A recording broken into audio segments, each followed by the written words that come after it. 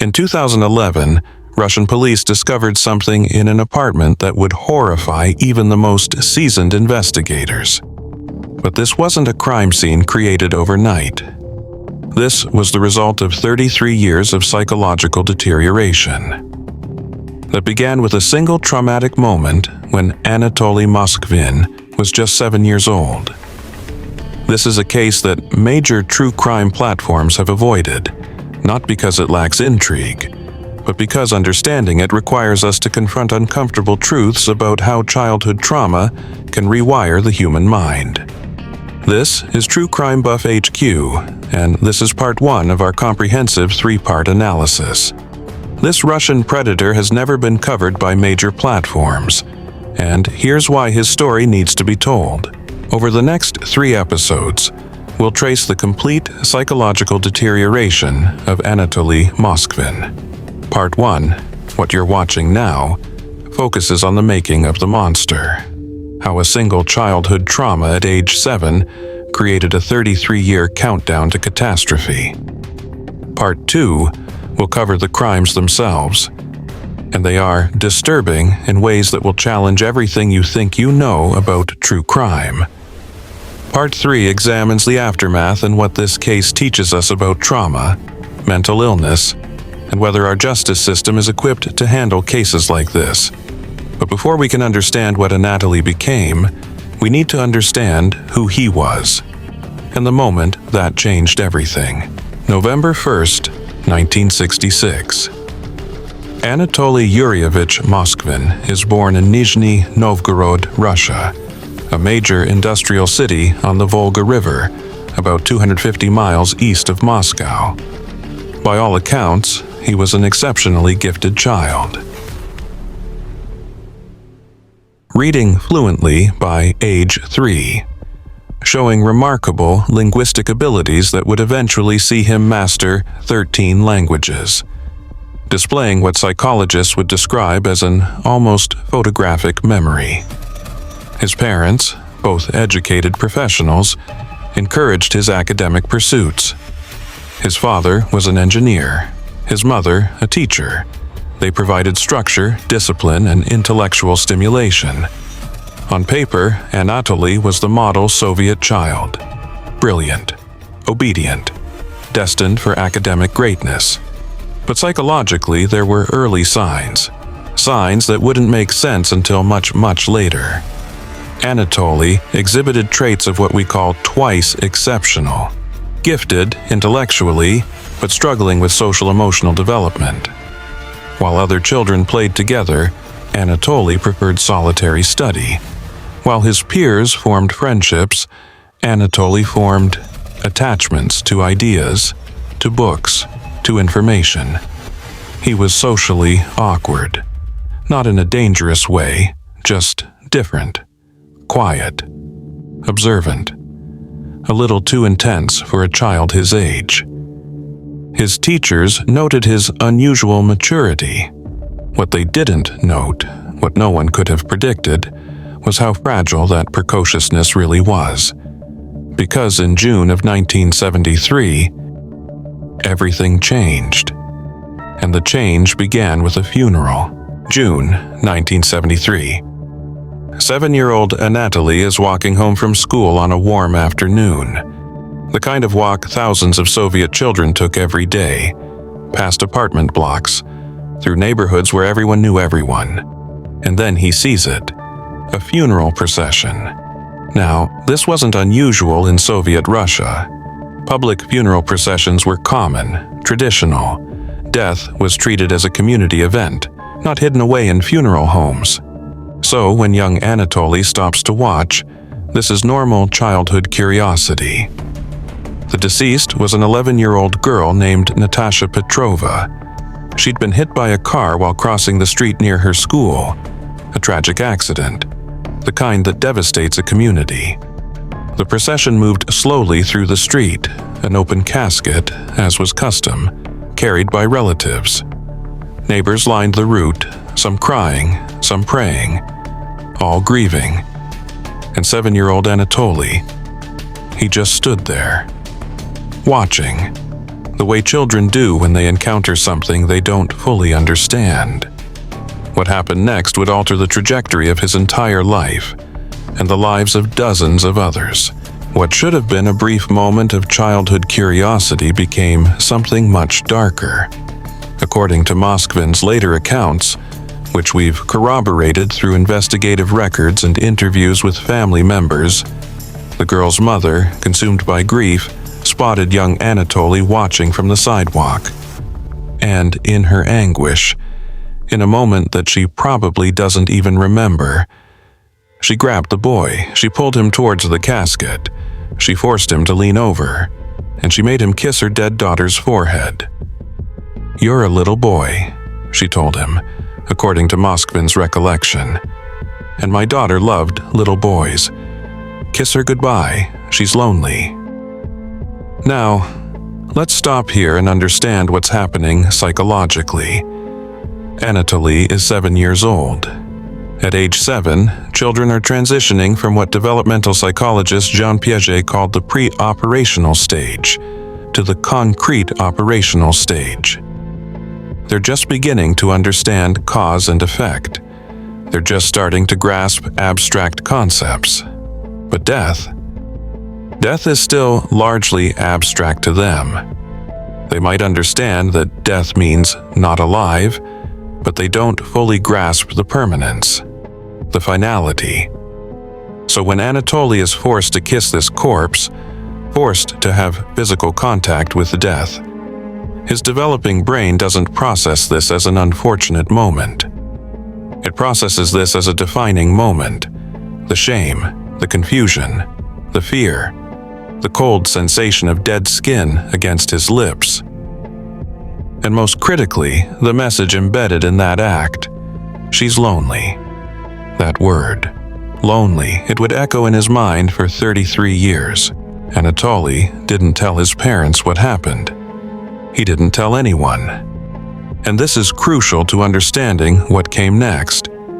When children experience trauma without processing it, without adult help to contextualize and make sense of it, that trauma doesn't fade, it fossilizes.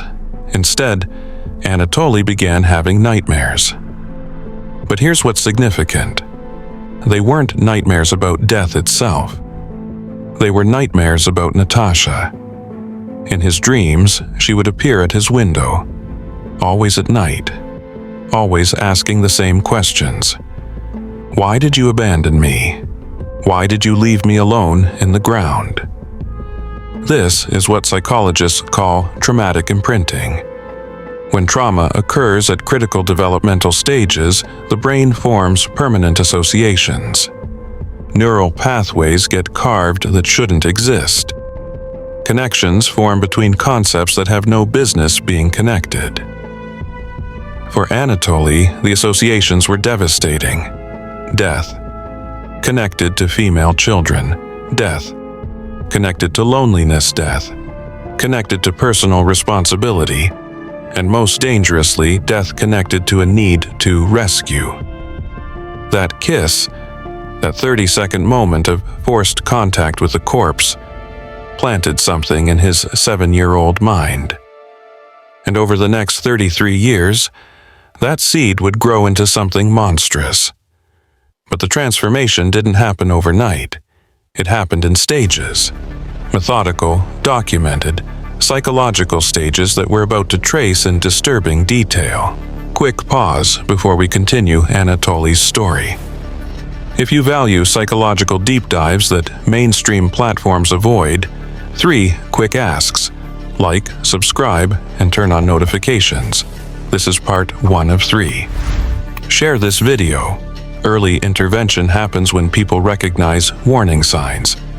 Comment your biggest takeaway plus your city and viewing time. To support this work, super thanks below for one-time contributions, or join the membership for exclusive content and early access. For those asking about Ed Gein, I've released a comprehensive book, How Ed Gein's Mother Created a Monster. The religious trauma Netflix didn't show you. It's not for sale. It's a supporter exclusive. Contribute what feels right to continue the channel's mission, and download your copy immediately.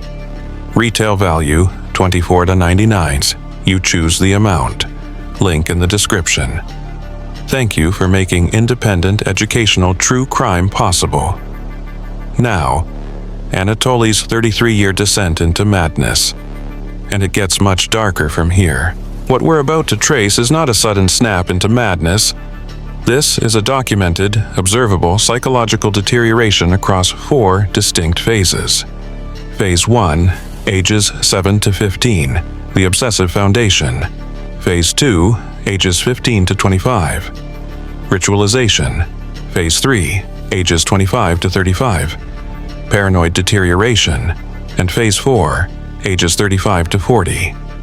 The final breakdown. Each phase built on the last. Each phase more disturbing than the one before. And what makes this case so significant for understanding predatory psychology is that Moskvin documented much of it himself. His journals, his writings, his academic papers, they provide a window into the deterioration in real time. Let's begin with Phase 1. Outwardly, Anatoly excelled, and I mean truly excelled. By age 12, he was reading at university level. By 14, he taught himself 3 languages beyond Russian: German, French, and English. His teachers described him as possibly the most gifted student they'd ever encountered. He won academic competitions. He earned top marks. His parents beamed with pride. But his social development told a very different story. Anatoly avoided peers his own age. Not because he was bullied, there's no evidence of that. He avoided them because he found them uninteresting, simplistic, boring. He preferred solitary study, hours alone in libraries, hours alone in his room surrounded by books. His teachers noted his unusual maturity, but also something else: emotional flatness. A kind of detachment that seemed odd in a child so young. And then, at age 10, the cemetery walks began. At age 10, 3 years after the Natasha incident, Anatoly began taking walks. Always alone.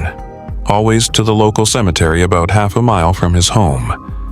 When his parents asked why, he had a ready explanation.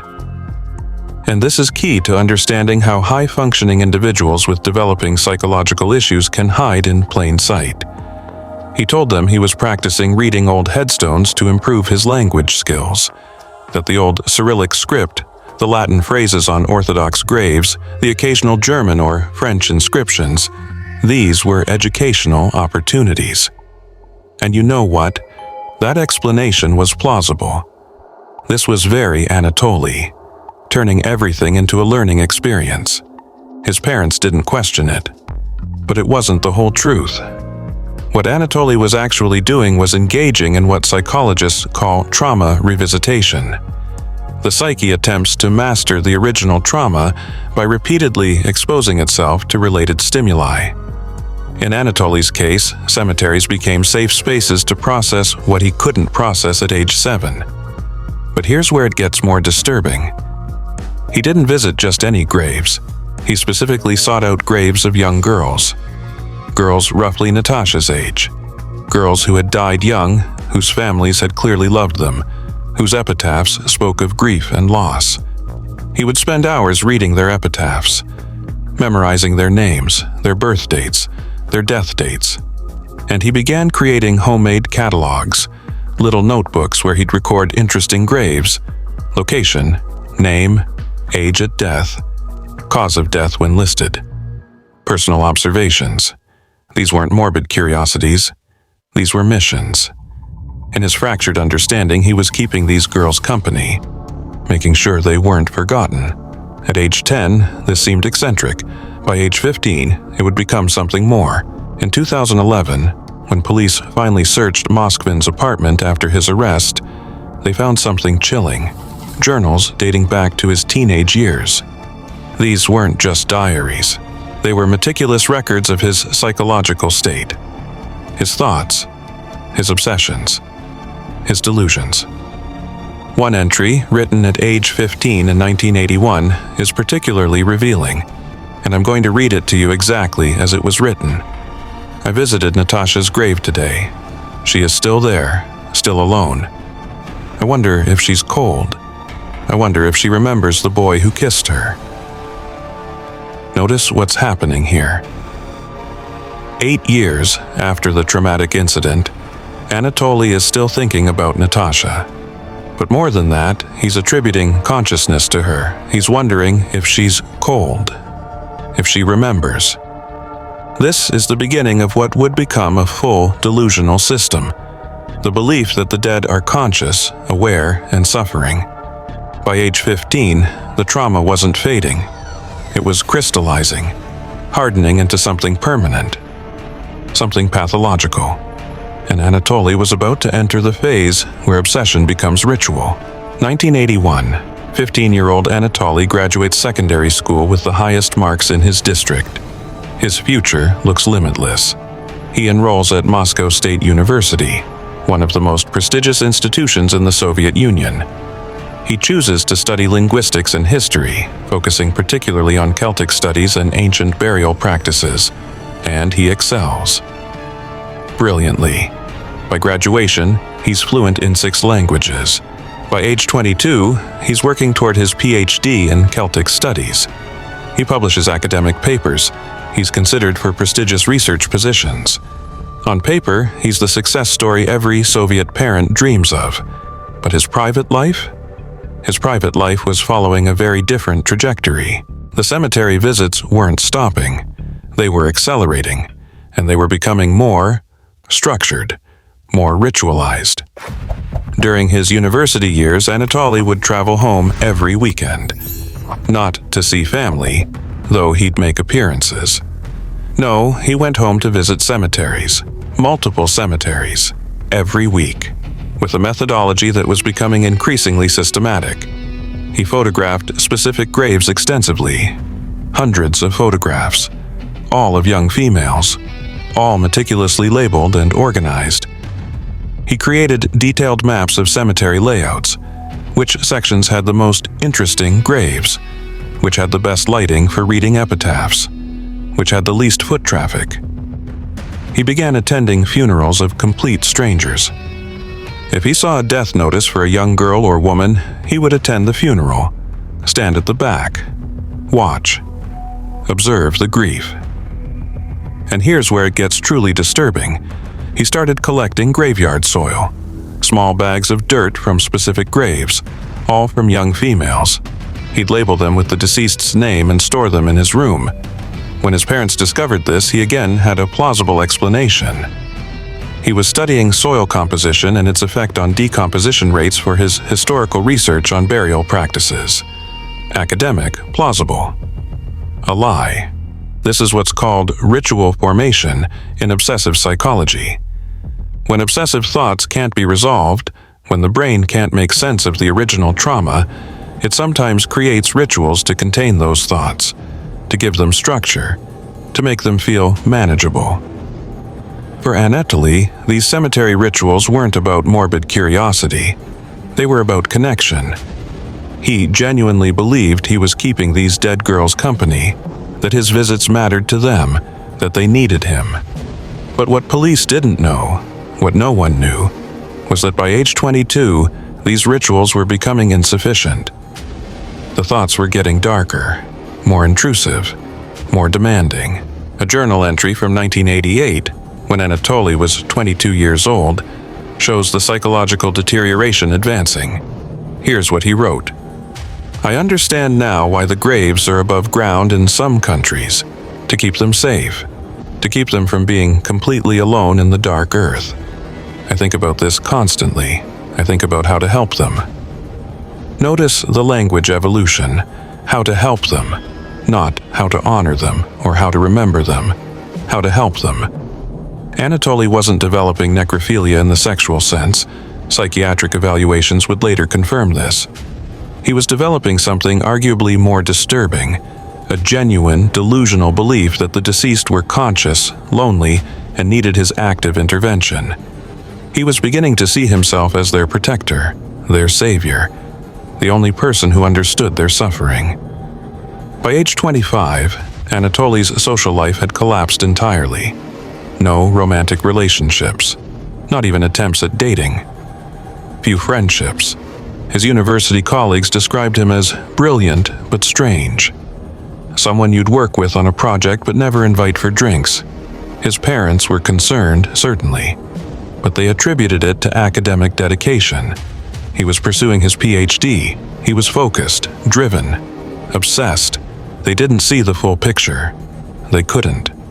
Anatoly had become masterful at compartmentalization. By age 25, Anatoly had mastered the art of living two lives. Brilliant academic by day, cemetery wanderer by night, respected researcher in public, something far darker in private. But he was about to enter his 30s, and that's when the paranoia started. The 1990s. The Soviet Union has collapsed. Russia is transforming, and Anatoly Moskvin is, by all external measures, thriving. He becomes a respected historian and journalist. He writes columns for local Nizhny Novgorod publications. He contributes articles to academic journals. He's invited to speak at conferences.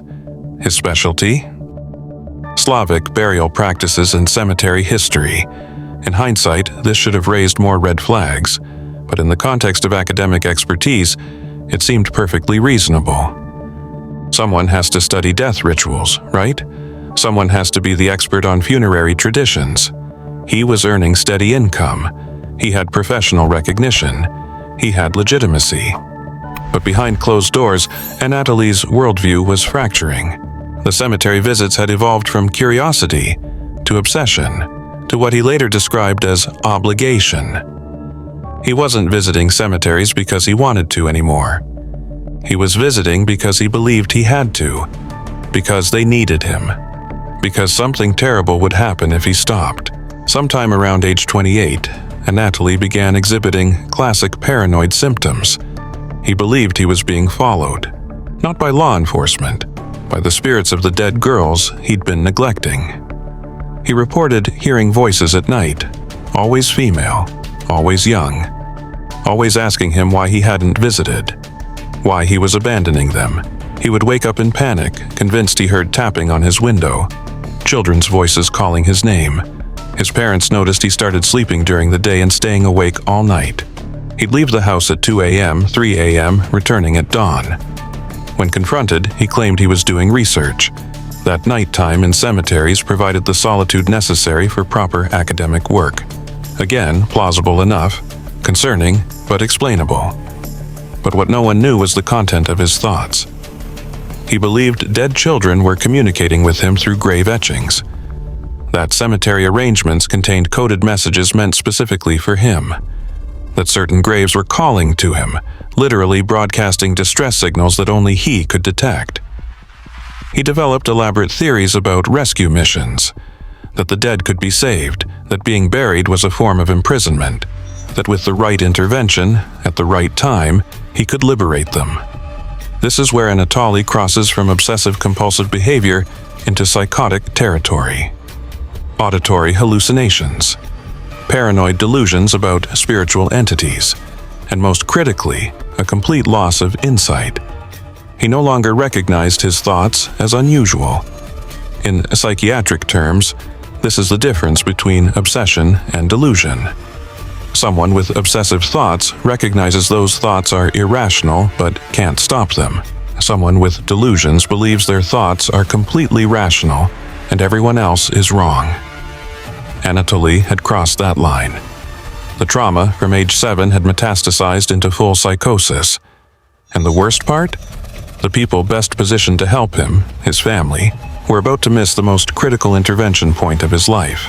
And Anatoly's parents knew something was wrong. In his early 30s, unusual but not unheard of in post-Soviet Russia's economic collapse, he moved back home. He couldn't maintain steady employment. His freelance writing barely paid rent. They noticed he rarely slept, that he left the house at odd hours, that he'd become increasingly reclusive even with them. But when confronted, Anatoly always had explanations. Late-night research, academic deadlines, insomnia brought on by stress. And here's the tragedy. This is a crucial intervention point. With proper psychiatric evaluation, Anatoly's deteriorating mental state could have been identified and addressed. But in Russia in the 1990s, there were limited mental health resources. Psychiatric treatment carried enormous stigma, association with Soviet-era political abuse of psychiatry. Families handled problems privately, so his parents interpreted his behavior as eccentricity, as the quirks of a brilliant but struggling academic, not as the symptoms of a man losing touch with reality. A 1999 entry, written when Anatoly was 33 years old, shows just how far his delusions had progressed. They are not at rest, the ones in the old section especially. They are forgotten by everyone except me. I am the only one who remembers, the only one who visits. What happens when I die? Who will remember them then? This entry reveals a critical psychological shift. Anatoly had developed what psychiatrists call a savior complex, but his mission wasn't to save the living, it was to save the dead. And as he entered his late 30s, that mission was about to take a horrifying turn. Because Anatoly had spent 26 years visiting graves, studying graves, obsessing over graves. But visiting was no longer enough. By age 35, Anatoly had severed virtually all social connections outside his parents. He quit his journalism jobs, all of them. When questioned why, he claimed he needed to focus on more important work. Work he couldn't or wouldn't explain. He stopped attending academic conferences, stopped responding to old colleagues, stopped maintaining even the pretense of a professional life. He became almost completely nocturnal, sleeping during the day when he slept at all, active only at night. His behavior escalated dramatically. Cemetery visits became nightly, often for 6 to 8 hours. He'd leave the house at midnight and return at dawn, exhausted, disheveled. He stopped maintaining personal hygiene, showering maybe once a week, wearing the same dark, heavy clothing regardless of weather. His parents reported finding disturbing items in his room: cemetery maps with extensive notations, grave rubbings, charcoal impressions of headstone inscriptions, bags of soil, photographs of graves pinned to his walls, hundreds of them. But what they didn't find, what Anatoly kept hidden in locked notebooks, was far more disturbing. Because by age 37, his thoughts had taken a dark, final turn. This is where we must address a deeply disturbing evolution in Anatoly's psychology. And I want to handle this carefully, clinically, because understanding this is critical to understanding the crimes he would eventually commit. According to psychiatric evaluations conducted after his arrest, sometime around age 37, Anatoly's obsessive thoughts about rescuing the dead began to take on what psychiatrists call necrophilic ideation. But here's a critical distinction we need to make. True necrophilia is sexual attraction to corpses. That was not Anatoly's primary pathology. Psychiatric evaluations found something more complex, arguably more disturbing. He had developed delusional beliefs that he could resurrect or reanimate the dead through ritualistic means. Not in a supernatural sense. He wasn't claiming magical powers, but in a psychological sense. He believed that by removing remains from graves, by caring for them, by keeping them in a home environment rather than buried in cold earth, he could restore some form of consciousness or peace to them. His thoughts about exhuming bodies weren't about violation. In his fractured mind, they were about liberation. This was the original trauma coming full circle. Remember that moment at age 7, Natasha's mother saying, "She's lonely?" 30 years later, Anatoly had convinced himself that he alone could solve that loneliness, that he could rescue these girls from the isolation of the grave. The psychiatric term for this is necrophilic delusion, distinct from necrophilia. It's the delusional belief in connection with or resurrection of the deceased, motivated not by sexual desire, but by a warped sense of rescue or salvation. And it almost always stems from unprocessed trauma related to death or loss. Between 2005 and 2006, Moskvin's journals show a distinct shift from passive observation to active planning. He begins researching exhumation techniques, how graves are constructed, how deep coffins are buried, what tools are necessary to dig quickly and quietly. He studies preservation methods, mummification techniques, historical methods of preventing decay, chemical treatments used by funeral homes, and he begins writing about what he calls restoration processes: how to clean bones, how to reconstruct skeletal structures, how to make remains look presentable. Evidence recovered after his arrest shows just how methodical this planning was. Detailed notes on cemetery security patterns, which cemeteries had lighting, which had regular patrols, which were abandoned enough to work undisturbed.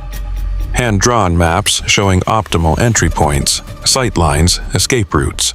Research into local funeral practices, how quickly bodies were buried after death, whether coffins were sealed, and shopping lists. Lists of materials he would need: clothing, wigs, makeup. Materials that at the time seemed innocuous, but that would later reveal a horrifying purpose. By age 40, Anatoly Moskvin had completely lost touch with reality. He no longer saw what he was planning as wrong. In his mind, he wasn't planning desecration. He was planning rescue operations. He was saving forgotten souls. He was fulfilling the promise he'd made to Natasha 33 years earlier. He was going to make sure no one was ever lonely again. This case raises uncomfortable questions that extend far beyond one individual. How did someone this visibly ill go undetected? How did no one intervene? The answers reveal systemic problems that persist today. Factor 1. Soviet and post-Soviet mental health stigma.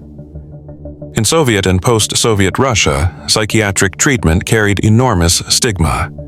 Soviet-era political abuse of psychiatry, using mental hospitals to imprison dissidents, created deep cultural distrust of mental health care.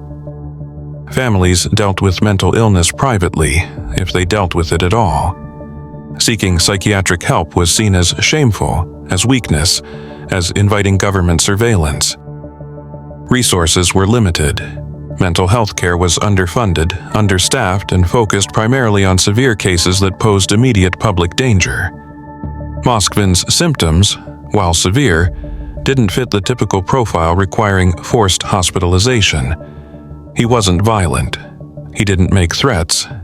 He just seemed strange. Factor 2. Social isolation as camouflage. Brilliant academics are often viewed as eccentric. Solo research activities don't raise alarms. Odd behaviors get excused as artistic temperament or intellectual intensity. After Moskvin quit his regular jobs, there was no workplace oversight, no colleagues to notice declining function, no professional obligations forcing social interaction. He existed in a bubble with only his parents as witnesses, and even they didn't see the full picture. Factor 3. Parental denial. This is perhaps the hardest to discuss because Moskvin's parents were victims in this too. They lost their son to mental illness long before his arrest, but they were aware of concerning behaviors and rationalized them. Cultural tendency to keep family matters private. No framework for recognizing psychotic deterioration versus eccentricity. They saw a struggling academic, not a man descending into madness. And by the time the signs were undeniable, it was far too late. In hindsight, there were clear warning signs that, if recognized by trained professionals, might have changed this story. I want to go through these not to assign blame, but to educate. Because these patterns appear in many cases of deteriorating mental health. Warning sign number 1. Progressive social withdrawal. Complete isolation except for immediate family. Cutting off all friendships, professional relationships, social activities. This isn't introversion. This is pathological avoidance of human connection. Warning sign number 2. Obsessive single focus. When someone's entire life, all thoughts, all activities, all conversations, centers on one subject, especially death or violence, this is a red flag requiring professional evaluation. Warning sign number 3. nocturnal pattern shift, complete reversal of sleep-wake cycle often indicates severe depression, psychosis, or other psychiatric conditions. It's also a way to hide activities from family. Warning sign number 4. Delusional justifications. Elaborate, detailed explanations for concerning behaviors that don't quite add up. These justifications often have just enough plausibility to deflect scrutiny. Warning sign number 5. Loss of self-care.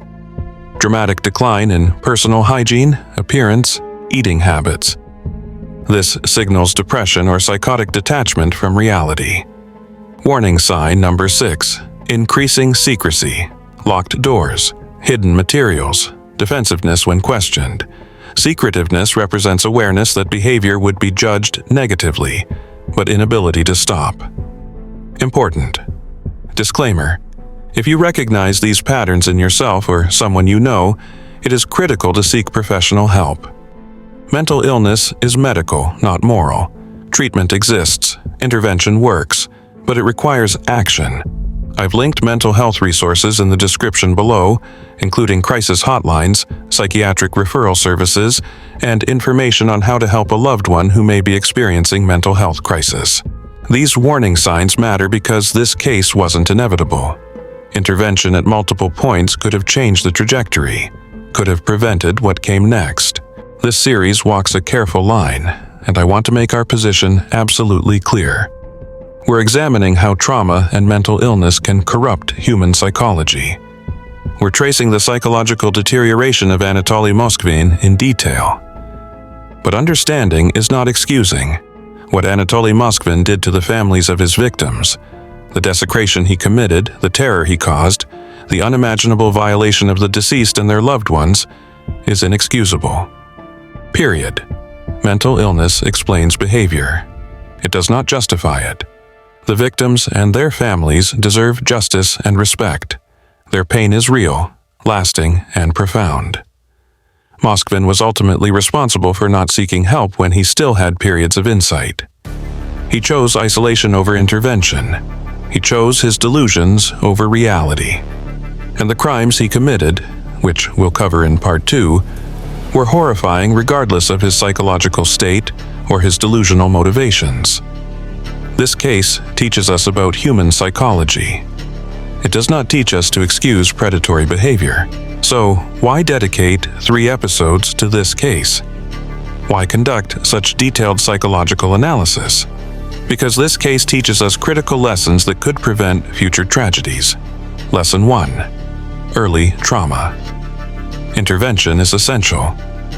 If 7-year-old Anatoly had received trauma counseling after the Natasha incident, if someone had helped him process that experience, this entire trajectory might have been prevented. We cannot underestimate the importance of helping children process traumatic experiences. Lesson 2. Mental health awareness saves lives. Recognizing psychotic symptoms, hallucinations, delusions, paranoia, and seeking treatment can stop tragedies before they happen. Mental health education needs to be as common as physical health education. Lesson 3. Isolation is dangerous. Social connection provides reality checking that isolated individuals lack. When someone withdraws completely, warning bells should ring. We need to check on isolated people, not invasively, but consistently. Lesson 4. High functioning doesn't mean healthy. Academic or professional success can mask severe mental illness. We cannot assume that intelligent, educated people are immune to psychological deterioration. Function and mental health are not the same thing. By 2006, Anatoly Moskvin had spent 33 years descending into madness. The lonely 7-year-old who kissed a dead girl's forehead had become a 40-year-old man planning exhumations in the dead of night. What happened next would shock an entire nation and reveal crimes so bizarre that international media struggled to report them without sounding like they were describing fiction. In part 2 next week, we'll cover the crimes themselves. What Moskvin did with the bodies he exhumed, how many victims there were, what investigators found when they finally entered his apartment, and how the case was finally broken by a detail so small, so random, that it almost didn't happen at all. But I need to warn you, Part 2 is significantly more disturbing than what we've covered today. If today's psychological analysis was your limit, that's completely valid. This series isn't for everyone, and knowing your boundaries is healthy. Here's what's ahead in this 3-part series. Part 2. The crimes releasing next Monday, 17th of November 2025 at 3 p.m. Eastern. We'll cover the exhumations from 2006 to 2011. What Moskvin created in his apartment that police described as beyond comprehension. The discovery and arrest, the public reaction when details finally emerged. This will be the darkest, most disturbing episode. Consider yourself warned. Part 3, The Aftermath, releasing Thursday, 20th November 2025, 4 p.m. Estanst. The trial and extensive psychiatric evaluations. Moskvin's current status and detention. The impact on victims' families who are still dealing with this trauma. The legal and psychiatric implications that continue to resonate. And the question no one wants to ask: could he ever be released? If you want to see parts 2 and 3, and I promise they will be worth the wait, make sure you're subscribed with notifications turned on. This case is too important to leave unfinished. And if you found this psychological analysis valuable, leave a comment sharing your thoughts, but keep the discussion respectful. We're here to learn and understand, not to sensationalize suffering. On-screen prompt: what did you find most surprising about Moskvin's psychological deterioration? Hit that subscribe button, turn on notifications, and join us for the rest of this series. Also, join our True Crime Buff HQ community Discord, link in the description. We've got ongoing discussions on the psychology of predators, weekly case study breakdowns, and regular AMAs with forensic psychology experts. This is a community of people who want to understand the darkest aspects of human psychology without glorifying them. And we'd love to have you there. I want to be crystal clear about something. While we've spent over 23 minutes analyzing Anatoly Moskvin, he is not the focus of this story.